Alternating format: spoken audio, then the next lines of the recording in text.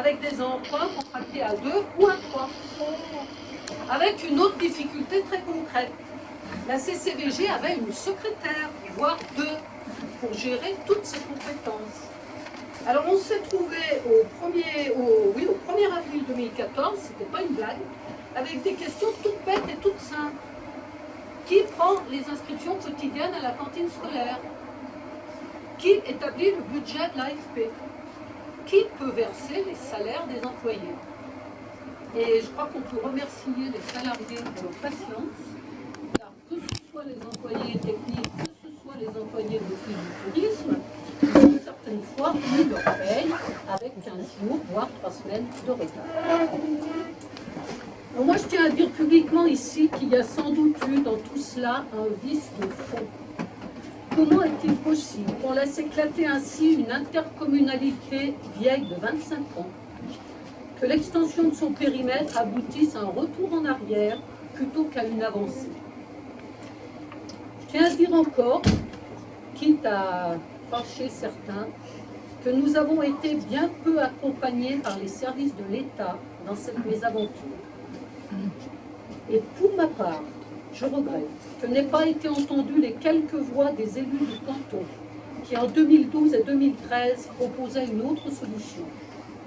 Laissez-nous faire une structure à 11, laissez la CCVG régler ses affaires et fusionnons les deux structures après. Je voudrais dire un mot aussi que je n'ai pas écrit, mais je tiens à le dire, sur une autre anomalie. Vous savez que les 14 communes s'étaient entendues pour avoir une représentation en conseil communautaire qui laisse sa place aux petites communes. C'est ainsi que Saint-Alban était représenté par 2 délégués, Daniel, Kézé-Lampenaz et moi-même. Saint-Colomban était représenté par 2 délégués, Gilbert Potasso et Pierre-Yves Bonivard. Sur décision du Conseil constitutionnel, ce type d'accords locaux a été déclaré anticonstitutionnel. Et notre conseil communautaire a été cassé. Et maintenant, les petites communes n'ont plus qu'un délégué. Donc Gilbert Potasso qui avait siégé plusieurs fois, Daniel Kézé-Lampenaz qui avait siégé plusieurs fois, le maire de Saint-François-Longchamp qui avait siégé plusieurs fois, j'en passe, toutes les petites communes ont été priées de ne plus siéger. Donc des gens qui ont pris leurs fonctions ont été renvoyés dans leur commune et on n'a plus qu'un délégué pour Saint-Colomban, un délégué pour Saint-Alban. Voilà. Alors, dans ce contexte, on a choisi d'adopter une logique pour conduire nos décisions de conseil municipal. Première logique, à l'évidence, il fallait que la commune, au quotidien, continue à vivre. Alors, on a pris en charge l'entretien des voiries, jusque-là communautaires. Par exemple, quelques semaines après l'élection, il fallait réparer la chaussée sur la route du chef-lieu au Planchant, sur le ruisseau de Mortan. Bon, ben, on a fait. On a, avec la commune de Saint-Colomban, cherché à construire ensemble le déneigement. On s'est rencontrés plusieurs fois, avec des 2 côtés une vraie bonne volonté. Saint-Colomban est devenu employeur des 2 salariés techniques et ils souhaitaient rationaliser leur planning d'intervention. Le 31 octobre, le planning n'était pas conclu. Donc on ne savait pas si Saint-Alban pouvait être pris en compte ou pas dans le planning de déneigement. Alors on a pris la décision de lancer une consultation auprès de 3 entreprises pour le marché de déneigement, parce qu'on ne pouvait pas prendre le risque de laisser la commune sans solution. L'entreprise d'Arve Blanc ayant eu la meilleure réponse, c'est Serge d'Arve Blanc qui a cet hiver la responsabilité d'assurer la praticabilité de nos routes, et je leur remercie pour la qualité de ces interventions. Deuxième point, sur le plan financier. Notre logique a été la suivante. Alors, en 2 mots, la commune apporte à la 4C des recettes liées à l'ancienne taxe professionnelle. La 4C déduit de cette recette les charges que la commune lui transfère. Et elle verse ensuite à la commune une indemnité appelée attribution de compensation.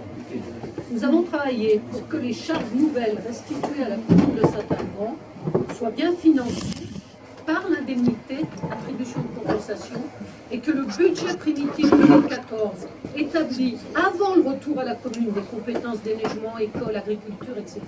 ne soit pas impacté et ne soit pas diminué. Merci à Nicole Roche pour l'impressionnant travail fourni sur ces questions budgétaires.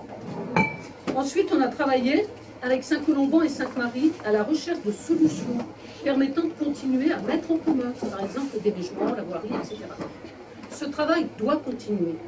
Nous avons écrit les statuts d'un CIVOM entre les deux villages et retenu l'idée d'une convention liant les 3 communes pour la gestion du centre équestre de Sainte-Marie-de-Tuile, dont nous souhaitons tous les 3, qu'il soit repris par la 4C. Bon, alors je suis un peu longue sur ces questions intercommunales, mais vous comprenez bien que cette année 2014 a eu un caractère réellement historique sur ce sujet. Et en 2015, nous devons encore y consacrer du temps afin de trouver la meilleure façon de travailler à nouveau avec nos voisins, Saint-Colomban en particulier, puisqu'on a beaucoup de choses ensemble. Je voudrais saluer d'ailleurs l'ensemble du conseil municipal, qui a dû se réunir 14 fois en 9 mois pour travailler en particulier sur ces questions-là. 2 mots encore maintenant sur la vie quotidienne de la commune. Écoutez, on essaye d'être présent tous les jours. Daniel Kezel-Ambunaz retrouve chaque matin Johnny Munger pour intervenir autant que nécessaire. Il semble que la chaufferie bois veuille bien maintenant fonctionner avec des cocos et non plus avec du fioul. Il va falloir faire le nécessaire pour que cela dure. Mais là aussi, le passage quotidien de Johnny doit permettre une fiabilité. Ensuite, quelle perspective 2015? Alors, on a maintenant à mettre en service l'extension du cimetière faite par la municipalité de Maurice d'Arbornoz.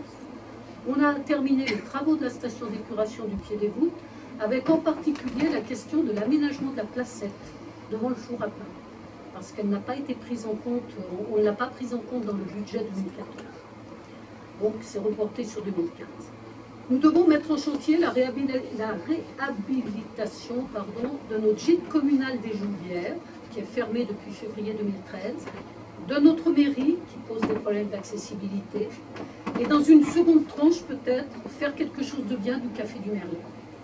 Une réunion doit avoir lieu le 30 janvier, avec des représentants des services de la région, du Conseil général, du syndicat des pays de Maurienne, du CIVAV et d'Espace Belle Zone. Tous ces gens-là viendront visiter nos locaux et déterminer quelle forme d'aide ils pourraient nous apporter. Ensuite, on a été saisi de plusieurs demandes concernant l'accès à diverses maisons d'habitation, au Maché, au Premier Villard, au Besset, au Fresnes. Il nous faut les entendre et établir des priorités en fonction de nos possibilités budgétaires. On a aussi conscience de la nécessité d'entretenir notre patrimoine communal, le clocher, les gîtes du Triandou, les gîtes du presbytère que nous avons récupérés en pleine propriété et gestion, les 3 appartements de l'ancienne école du Premier Villard que nous avons récupérés en pleine propriété et gestion.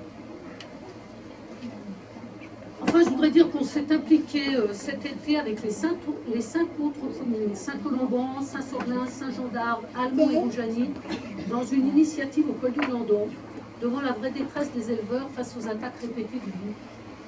La présence du loup n'est pas la seule cause des problèmes du pastoralisme, mais on a le sentiment qu'elle peut lui porter un coup fatal. Nous n'avons pour l'heure pas été assez entendus et nous continuerons. Nous sommes dans une démarche d'interpellation des 2 préfets, de l'Isère et de la Savoie, pour savoir comment on peut arriver au moins à réaliser l'intégralité du plan loup, puisque chaque année, l'an passé, il y en avait 24 qui devaient être abattus, cette année, il y en a 36, et on en est toujours à 2 ou 3 loups tués, et pas plus. Voilà, dans un contexte difficile pour les communes, parce que vous savez bien que l'obsession de réduction de la dette publique conduit à une baisse impressionnante des dotations, nous essayons de faire tout ce qui nous est possible.